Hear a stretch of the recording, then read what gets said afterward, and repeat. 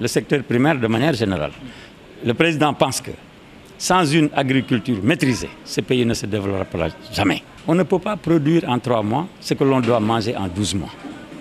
On est capable de produire pendant 12 mois par l'irrigation, en allant chercher la nappe souterraine là où elle se trouve et en faisant des cultures irriguées, en équipant les agriculteurs, on est en mesure de booster l'agriculture et de leur donner une dimension autre que ce qu'elle est. On dit ubbi tey jàng tey. Moi je dis ubbi tey tëj tey.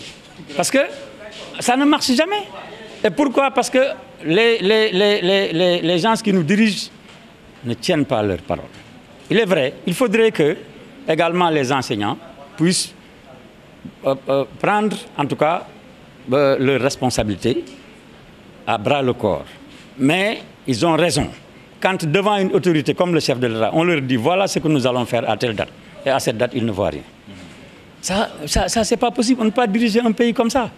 Donc l'éducation également est une priorité. La santé. Aujourd'hui, on nous dit que le budget de la présidence est plus de 10 milliards. Les plateaux de l'hôpital de Dantec ont un problème avec l'appareil de cancérologie. Les appareils de dialyse ne fonctionnent pas. Les syndicats sont en grève. Pourquoi? Parce que rien n'a été fait. Quelqu'un a raison de le dire. L'exemple, ce qui doit nous pousser à croire que le président Pape Diop peut régler le problème de la santé, c'est la municipalité de Dakar. Je pense qu'en un temps record, il a fait à Dakar ce qu'aucune autorité n'a pu faire dans le pays.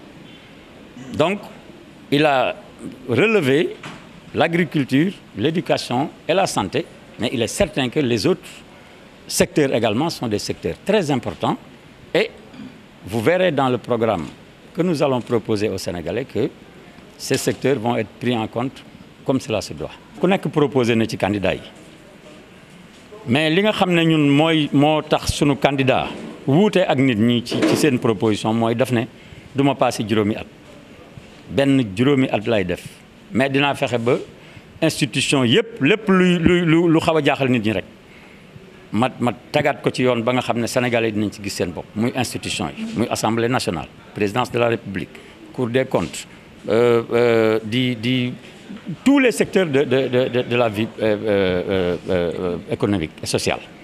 mu ne kon bu 5 ans yooyu nag dafa jaaxal nit ñi nag xam nga ndax dafa am ku ne woon buñ ma falee juróomi at lay def ñu dem ba juróomi at yi bëgg a jeex mu commencé di génne yëfu njaayeen di wax naan waaw conseil constitutionnel tere na ma diw naa na ma lii diw naa ba génn ca mu ne woon dinaa leen jox 500 000 emplois dem ba ci biir ñu ne defe naa 37 000 xaw ma 57 000 la ñu wax ne moom lañ jot a am xam nga yooyu nag day tax nit ñi itam ne kon politiciens yi dañuy daal di muuraale politiciens yëpp ci biir ne politiciens yi lu ñu la wax dara du ci dëkk président nag ne pour mu nit ñi xam ne moom lay def daf may jaral ñu dajale ñi nga xam ne sénégalais yi wóonuñu leen ñu tej leen ma taxaw ci seen kanam waat ne du ma def beneen mandat moom bu doonee président de la république day jóge ci partem ay réunion palais moom dootu am ay réunion bokk gis-gis palais doo ko gis mukk waaw ndax bokk gis-gis fa mu nekk lay nekk